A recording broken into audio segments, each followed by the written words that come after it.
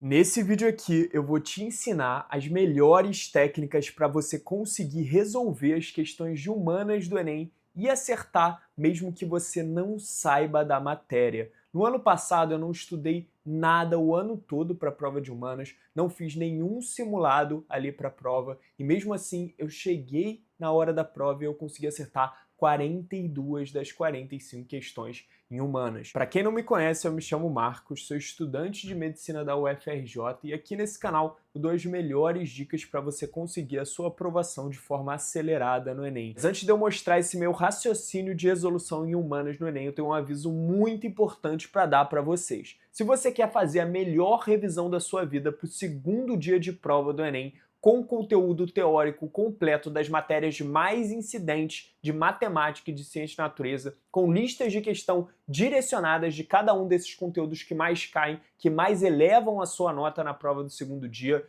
e com gabarito comentado em cada uma dessas listas de questão, além de videoaulas direcionadas de revisão direto ao ponto no que você precisa saber para conseguir acertar mais questões no segundo dia, você precisa conhecer o Revisa Turbo, um material de baixo custo e altíssima eficiência para você fazer a melhor revisão da sua vida no segundo dia de prova. Então tá querendo revisar o mais incidente do segundo dia, ver ali aquelas matérias que mais caem na prova, que com certeza vão estar na prova e podem elevar bastante a sua média? Cara, no Revisa Turbo, por menos de R$ 50, você vai ter acesso ao resumo teórico, lista de questão direcionada de cada uma dessas matérias, gabarito comentado e também videoaulas direcionadas de cada um desses assuntos. Então, quer fazer a melhor revisão da sua vida, aumentar 15, 20 acertos lá no segundo dia de prova do Enem, Revisa Turbo com certeza pode te ajudar. Vou deixar o link na descrição para quem se interessar em fazer a melhor revisão possível para o segundo dia do Enem. E agora vamos para as questões. Eu peguei a prova do Enem de 2023 para vocês verem que isso se aplica muito bem, tanto às provas mais recentes como essa última que a gente teve, e mostrar na prática para vocês com as questões como que funciona esse raciocínio de resolução. Primeiro de tudo, a gente vai ver uma questão de humanas do Enem. O modelo básico de uma questão de humanas do Enem é ter um texto base, né? Isso daqui vai ser o texto base, o comando, que vai te direcionar o que você deve fazer, o que você deve responder, e as alternativas. A gente começa, primeiro de tudo, olhando o comando da questão para a gente entender o que a gente deve buscar nos textos base. E eu vou mostrar para vocês como que vocês podem relacionar melhor os textos bases com as alternativas para você conseguir acertar as questões. Nesse comando ele pede, considerando a realidade brasileira, os textos se aproximam ao apresentarem uma reflexão sobre o a.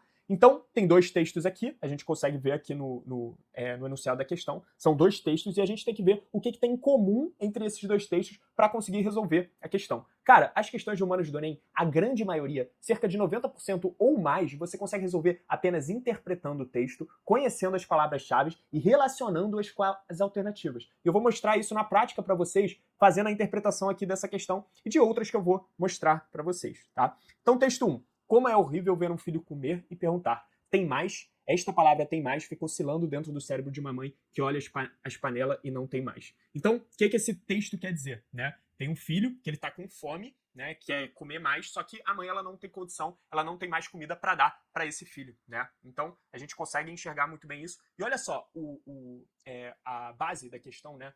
A fonte da questão é do livro Quarto do Despejo, Diário de uma Favelada.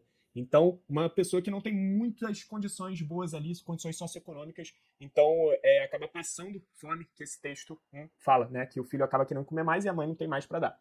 A experiência de ver os filhos com fome, opa, então os dois textos estão falando ali sobre fome. Na década de 50, escrita por Carolina, é vivida no Brasil de 2021 por uma moradora de Petrolândia, em Pernambuco. Eu trabalhava de ajudante cabeleireira, mas a moça que tinha o salão fechou.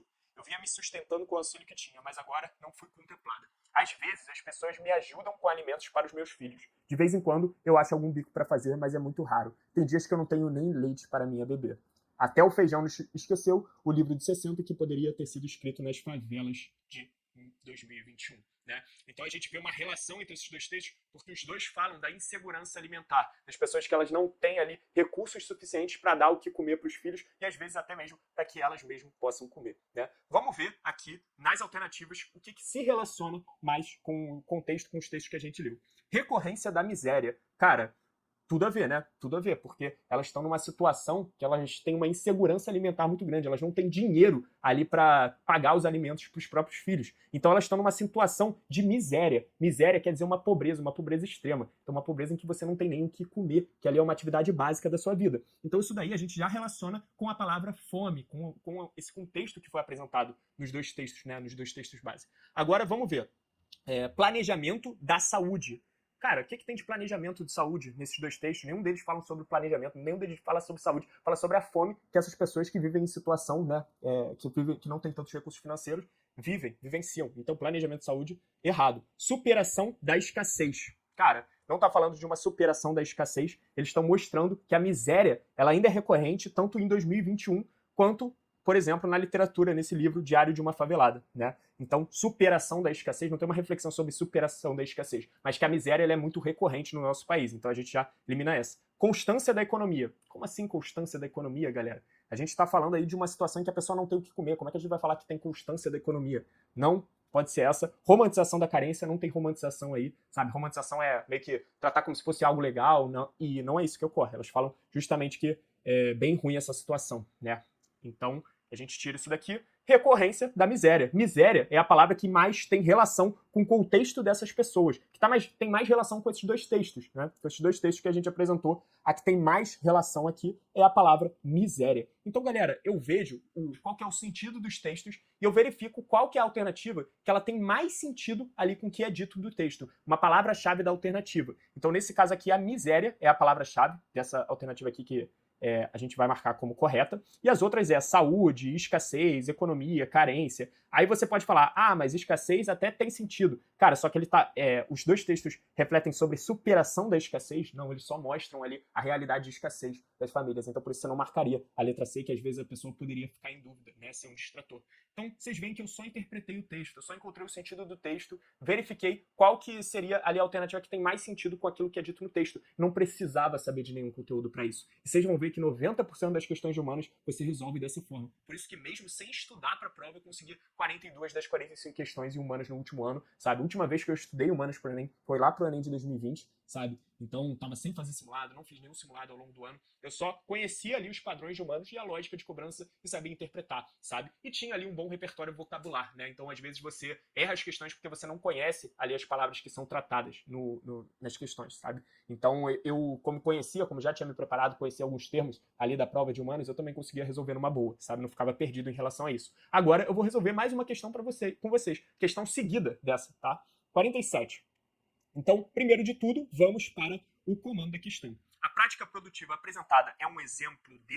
Então, o que a gente já tem aqui por esse comando? Ele vai apresentar uma prática produtiva e quer saber o que exemplifica essa prática produtiva de acordo ali com as alternativas. Vamos ler o texto base. No sul da Bahia, desde o século XVIII, tem-se registros de um tipo de sistema agroflorestal. Até hoje, esse sistema é característica marcante da paisagem da região, conhecida como cabruca, que consiste no cultivo do cacau à sombra do dossel da floresta nativa. Então, o que a gente tem aqui? Ele está cultivando cacau na sombra do dossel da floresta nativa. Galera, eu nem sei o que é dossel, sabe? Só sei que é na sombra da floresta nativa. Mas vamos vendo aqui de acordo com o texto. Esse sistema de cultivo do cacau, graças à tolerância da espécie à sombra, é considerável amigável para a vida silvestre.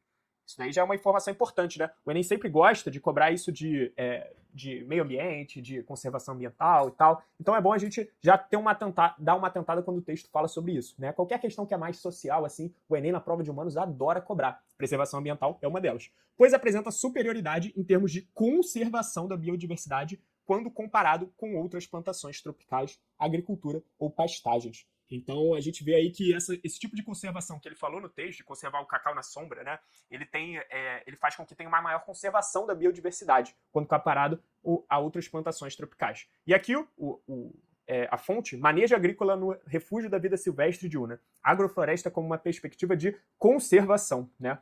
Então o texto que ele foi retirado já fala, a fonte que ele foi retirado já fala ali de conservação, né? Opa, colocou uma régua aqui, do nada.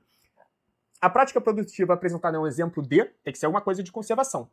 Difusão comercial de lavouras temporárias. Galera, não fala em nenhum momento sobre isso. Utilização sustentável dos recursos naturais. Matamos, cara. A gente está falando de conservação ambiental, conservação de biodiversidade, amigável para a vida silvestre. Isso tem tudo a ver com algo que é sustentável utilização sustentável dos recursos naturais, né? Porque aí a gente acaba preservando o meio ambiente. Então, galera, pô, não precisava saber nada de matéria. Já marquei, letra B, com certeza. Mas vamos ver as outras. Ampliação tecnológica da pecuária intensiva. Não tá falando nem de pecuária aí, sabe? Plantio de cacau. Pecuária seria bovino e tal. Tem nada a ver. Padronização alimentar dos povos tradicionais. Ele não tá citando os povos tradicionais, não é esse o foco do texto. Modernização logística de plantios convencionais. Aí você pode falar, tem uma certa modernização e tal, porque isso é bom para a floresta, mas, cara, o que responde melhor essa pergunta, né? De acordo com o que a gente viu até na fonte que fala sobre conservação ambiental. Cara, letra B, utilização sustentável dos recursos naturais. Você está extrapolando isso de modernização logística. Ele não fala diretamente sobre modernização logística. Aqui ele deixa bem clara a comparação. Conservação da biodiversidade em comparação com comparado com outras plantações tropicais. Então você tem uma utilização sustentável dos recursos naturais quando comparado ali aos plantios convencionais. Então não é essa daqui também, sabe? Porque não isso acaba sendo uma extrapolação do que está sendo dito pelo texto. Tá? Agora vamos resolver mais uma. Novamente, vou usar essa técnica de ir pela lógica, de ir pela interpretação, e vou mostrar para vocês que isso se aplica muito a questões do Enem. Então já fiz 3 questões, vou fazer 3 questões seguidas aqui usando essa técnica. A aglomeração urbana representada no texto resulta em... Então, ele vai falar sobre alguma aglomeração urbana no texto e ele quer saber qual a consequência dela, o que ela resulta, tá? Então vamos para o texto base.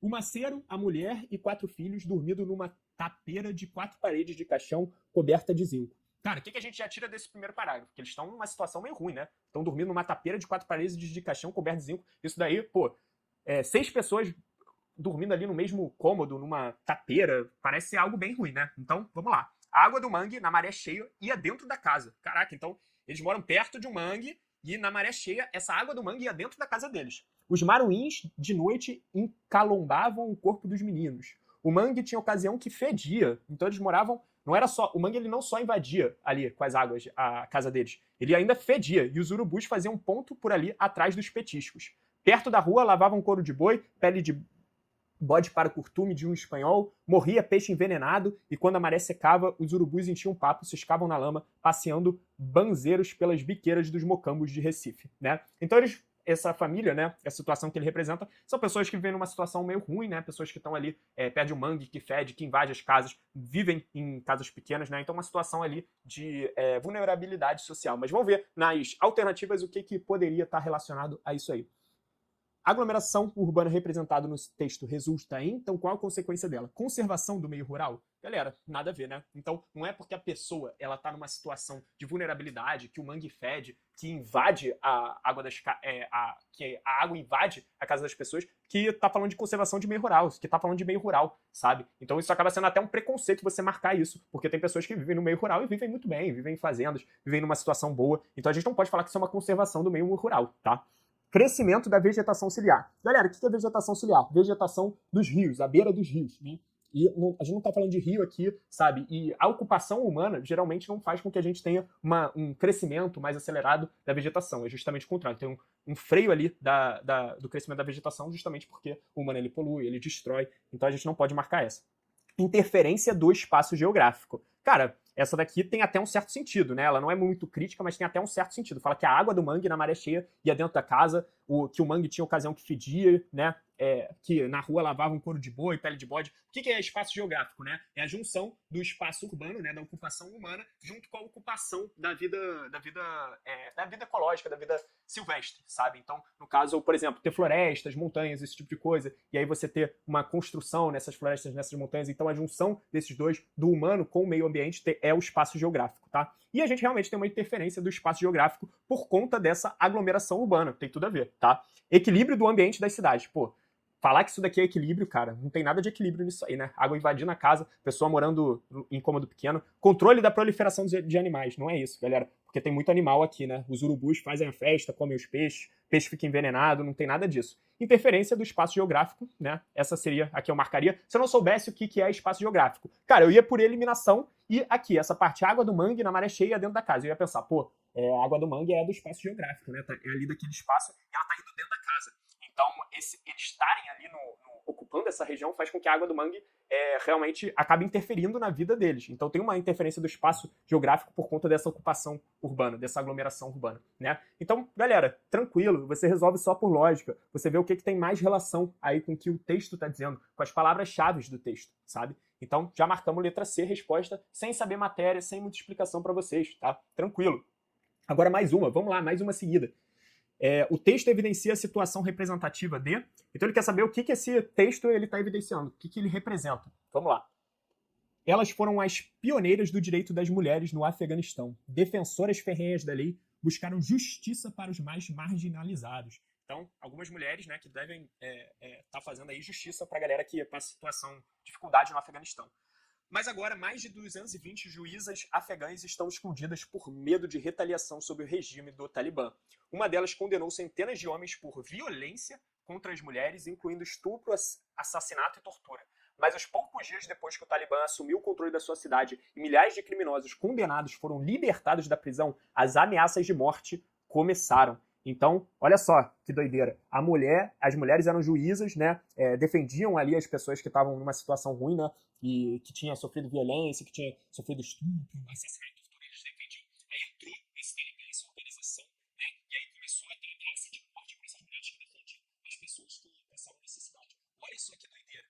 O país sempre foi considerado um dos lugares mais difíceis e perigosos do mundo para as mulheres. De acordo com os estudos de organizações não governamentais, cerca de 87% das mulheres e meninas serão vítimas de abuso durante a vida. Então, 87% das mulheres e meninas serão vítimas de abuso durante a vida aí no Afeganistão, né? Então, olha só que situação ruim, situação horrível. Então, vamos lá. O texto evidencia situações representativas de afrontas e estruturas sociais. Galera, o que seria uma estrutura social, né? Estrutura social seria, por exemplo, uma família e tal. E, cara, a gente não tá tendo uma afronta diretamente à estrutura social. Não é esse o foco direto do texto. Vamos ver as outras alternativas para não ficar na dúvida, né? Porque às vezes essa é a que mais faz sentido e a gente vai marcar. Então, mesmo algumas alternativas que não fazem tanto sentido, a gente acaba marcando porque elas têm palavras-chave mais próximas e tal. E o Enem, às vezes, deixa alternativas confusas mesmo, questões confusas. Desprezo aos valores religiosos. Galera, lá na terra deles, né, a interpretação deles ali sobre o islamismo, né, o Talibã, eles não estão desprezando nenhum valor religioso. Não é esse o foco do texto também, né? Eles não estão focando em valores religiosos. Então, a gente já elimina aqui essa alternativa.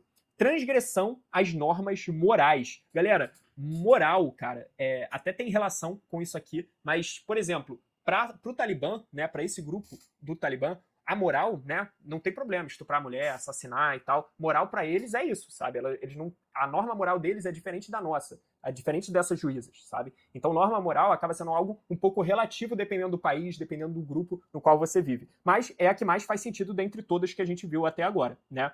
Então a gente já elimina essa porque transgressão às normas morais é a que mais faz sentido aí dessas que a gente viu. Desrespeito à dignidade humana. Cara, com certeza, né? Então, tá desrespeitando a dignidade humana porque justamente essas mulheres, né, que defendiam outras mulheres de assassinato, de tortura, de estupro, sabe? Elas estão ali numa situação no qual elas estão sendo ameaçadas de morte, sabe?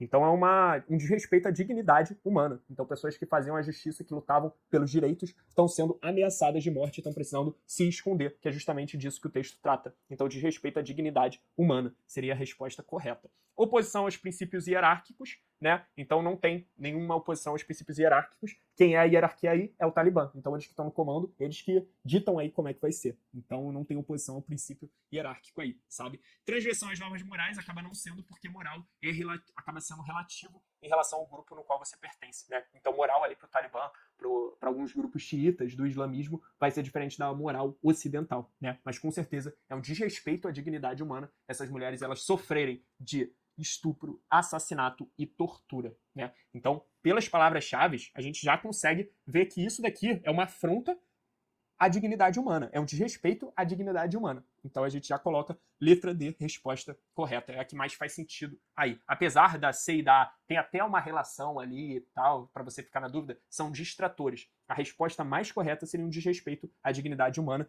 e a gente relaciona isso justamente com a violência contra as mulheres, o estupro, assassinato, tortura, que estão citados aqui no texto, tá certo? Então vocês veem, cara, só pegando a ideia central do texto, só pegando alguns termos do qual o texto está falando, eu já consigo resolver a questão, sem saber matéria, sabe? De boa, tranquilo. Vamos lá. Agora mais uma questãozinha para a gente resolver. Os atos de competição citados têm suas origens históricas vinculadas a um contexto de...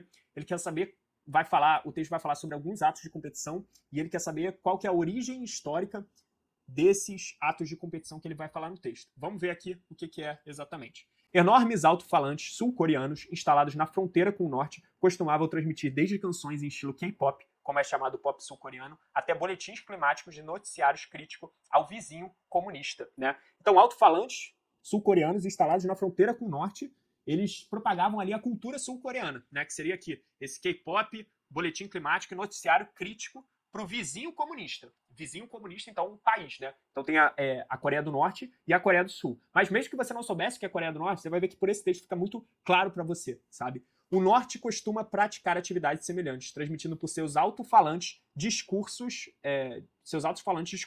críticos a Seul e aliados. Então, a Coreia do Norte, né, esse lado do norte da Coreia, ele faz ali alto-falante falando mal da Coreia, enquanto o outro tenta propagar a cultura, né? A Coreia do Sul tenta propagar a cultura dela, do K-pop, boletim climático, enfim, noticiário. Durante os anos 80, o governo sul-coreano construiu um mastro de 97 metros de altura para hastear sua bandeira no povoado de Daesong-dong, na fronteira com o norte. Então, olha só o que eles fizeram. Colocaram mais de 97 metros de altura para colocar sua bandeira ali na fronteira, né, com a Coreia do Norte. Então, para os coreanos do Norte verem aí a bandeira da Coreia do Sul. O Norte respondeu com a construção de um mastro ainda mais alto, 160 metros, na cidade fronteiriça de Jijundong. Essas demonstrações são uma válvula de escape competitiva e importante entre os dois lados, fora de um possível conflito militar. Então não tem conflito militar entre os dois. Eles só estão tentando ver qual que é o mais forte, né? Então um tenta falar ali, mandar o seu noticiário ali pro vizinho norte-coreano, outro manda ali noticiário também falando mal da Coreia do Sul. Então são demonstrações ali de uma competição entre os dois, mas sem necessariamente com um confronto militar direto aí nesse caso. Então vamos lá. Fonte: disputa de mastros e alto-falantes com K-pop. As pequenas picuinhas do confronto entre as Coreias. Então aqui, cara, mesmo que você não soubesse que a Coreia é em dois, você fica muito claro aqui lendo essa fonte. Entre as Coreias, né? Ele tá falando de sul-coreano e norte aqui. Você fica meio tipo assim, pô, e é uma divisão, é algo que tem uma divisão, tem uma fronteira entre eles. Então com certeza são dois países que tá falando, mesmo que você não soubesse que existe Coreia do Sul e Coreia do Norte, sabe? Então você consegue tirar do próprio texto isso. Então você não precisava nem saber disso, que são dois países diferentes. Os atos de competição citados têm suas origens históricas vinculadas a um contexto de domínio cultural identitário de atores sociais. Cara, não é isso que a gente está vendo diretamente no texto, né? Domínio cultural identitário de atores sociais. Quais são os atores sociais aqui, sabe? São dois países disputando. É isso que a gente retira do texto. Dois países disputando para ver quem é o mais forte, quem consegue convencer o outro lado. Enfim, vendo ali meio que uma disputa representativa entre esses dois lados. Então a gente não pode falar que é de ator social. Disputas étnico-raciais de povos tradicionais. Ele não fala ali do texto de povos tradicionais, não é essa a grande questão, sabe? Então isso daí a gente também não pode marcar como correta. Divergência políticos e ideológicas de agentes estatais. Exatamente, galera. São dois estados diferentes, Coreia do Sul e Coreia do Norte, e que têm divergências políticas e ideológicas. E como é que a gente fica mais claro isso, né? Que ele fala aqui vizinho comunista, né? Então, comunismo, as pessoas já sabem aí que é uma política diferente ali do normal, sabe? Da política democrática, da política do capitalismo, sabe? Então acaba que divergências políticas e ideológicas de agentes estatais, né? Ele está falando de dois países diferentes no texto, então eu já marcaria essa justamente por conta disso, mesmo que eu não soubesse se é divergência política e ideológica e tal, eu marcaria porque é o que tem mais a ver, são dois países, né? Estados meio que disputando, é isso que o texto ele deixa claro. Imposição econômica financeira de empresas privadas. Cara, não está falando de empresa privada aí, sabe? Não tem nada sobre isso no texto para a gente poder marcar essa alternativa. Protestos ecológicos sustentáveis de entidades ambientais. Quais são as entidades ambientais, galera? Não tá falando nada disso, sabe? Então essa fuga total. Então letra C é a correta. Então só relacionar aí. Eu tô vendo aqui que esse texto, ele tá falando de uma disputa entre dois países diferentes. Cara, qual é a única alternativa que fala de dois países diferentes? É a letra C, divergência política ideológica de agentes estatais. Resolveu a questão, galera. Então, seguido aqui, eu já resolvi ali umas 5 questões só por interpretação, sem saber sobre a matéria, sabe? Então, só pelas palavras-chave do texto, só entendendo o contexto geral do texto, sem eu ter que ir muito profundamente no conhecimento teórico. Vamos resolver essa 52 aqui também, extra, que é curtinha, eu nem ia resolver, mas vamos resolver para poder também, vocês verem que fica mais claro ainda isso. O discurso da líder indígena explicita um problema global relacionado a... Então, qual que é o problema global que a líder indígena está falando aí nesse texto? Vamos ver. Chai Suruí, liderança da juventude indígena, profere seu discurso na abertura da COP26. O clima está esquentando, os animais estão desaparecendo, os rios estão morrendo e as nossas plantações não florescem como no passado. A Terra está falando, ela nos diz que não temos mais tempo. Então, está falando de alguma coisa ambiental aqui, né? Então, de meio ambiente, de preservação ambiental, porque justamente tem uma situação muito ruim acontecendo com o nosso planeta. O clima está esquentando, os animais estão desaparecendo. Então, é isso que eu tiro desse texto. Quais são as conquistas do movimento indígena na COP26? Então, isso que está na fonte, não dá pra gente tirar muita coisa daí, mas é alguma coisa relacionada a meio ambiente, com certeza. Vamos ver as alternativas. O discurso do líder indígena explicita um problema global relacionado ao manejo tradicional. Galera, manejo tradicional não é o que a gente pode falar exatamente. Então, vamos ver as outras. Reciclagem residual. Cara, reciclagem está relacionada ao problema. Então, a reciclagem seria uma das causas desse problema? Não tem nada a ver, né? Consumo consciente. O consumo consciente está relacionado a esse problema global? Cara, não está relacionado a esse problema global. A gente não pode falar que o consumo consciente seria uma das causas desse problema global, que por conta dele está tendo aí essa morte, né, de animais, esses rios que estão morrendo, as plantações que não estão florescendo, sabe? Então não dá pra gente colocar essa. Exploração predatória, exatamente. Está tendo uma exploração muito grande dos recursos naturais, dos recursos do meio ambiente, e seria essa letra D, resposta, exploração predatória. Reaproveitamento energético, cara, isso tudo ele está falando de coisas positivas, né? Então você vê, reciclagem residual, uma coisa positiva para o meio ambiente. Consumo consciente, uma coisa positiva para o meio ambiente. Reaproveitamento energético, uma coisa positiva para o meio ambiente também. Manejo tradicional, cara, eu acredito que seria algo mais neutro, sei lá. Então, nem positivo nem negativo. Agora, exploração predatória é a única negativa desse daí e que está relacionado diretamente a gente ter o problema global do meio ambiente está sendo degradado. Então, novamente, respondida a questão sem saber matéria, só por lógica, cara. E é isso, cara, você pegar e relacionar as palavras-chave do texto, a ideia central do texto com o que está sendo dito pelas alternativas. É isso que vocês têm que fazer nas questões de humanas. 90% das questões de humanas se resolve assim, sem saber matéria. Você só lê o texto base, todas as questões de humanas têm. Você, primeiro, né, lê o comando para entender qual que é o contexto, o que ele quer exatamente de você. Já vai para uma leitura direcionada do texto base e entenda o sentido geral do texto base. Então, às vezes, escreve até do lado. Ah, ele está falando de proteção do meio ambiente. Ah, ele está falando de morte de pessoas. Ah, ele está falando de desrespeito a um certo grupo. Então, coloca do lado qual que seria o sentido geral do texto. Depois você vai para as alternativas e marca aquela que tem mais relação, sabe? Com o sentido geral do texto, com as palavras, com os termos que o texto utiliza. E muito cuidado também no comando, né? Porque às vezes a pessoa ela acha, consumo consciente, vou marcar essa. Só que, cara, o problema global não é relacionado ao consumo consciente. Isso é uma exploração desmedida dos recursos naturais, sabe? Então por isso que seria a letra D. Então tá ali para distrair, para pegar a pessoa que ela não tá prestando tanta atenção.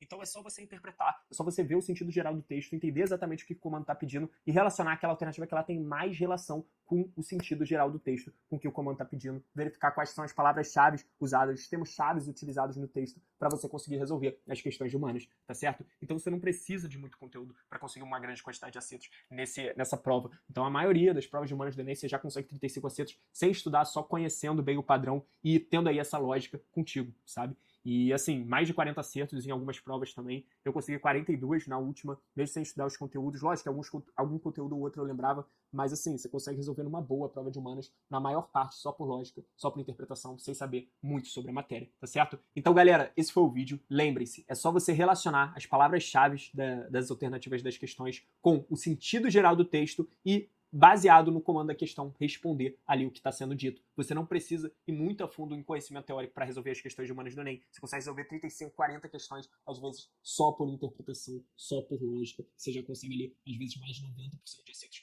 nessa prova, só utilizando dessa técnica, tá certo? Relacionando palavras-chave, relacionando ali com o sentido geral do texto, verificando a divergência entre as alternativas, conforme eu mostrei para vocês aqui nessa daqui, né? Então, questão 52, que teria algumas que são positivas e uma única que seria negativa, que estaria mais relacionado com o comando da questão, que também é algo negativo, sabe? Então, muita atenção, vocês conseguem resolver a prova numa boa, vocês conseguem grande quantidade de acertos, treinem isso que eu tô falando aí nos simulados dessa semana, que vai dar bom para vocês, e eu espero de verdade que vocês consigam a sua aprovação aí nesse próximo Enem, beleza? Se vocês querem o material de revisão completo pro segundo dia do Enem de 2024, o link vai estar aqui na descrição, é só clicar e aproveitar, tá certo? Não esquece de deixar o seu like, de se inscrever no canal, que ainda vai ter muito conteúdo bom no Enem e também no pós-Enem para ajudar vocês, beleza? Então, galera, é isso, até a próxima.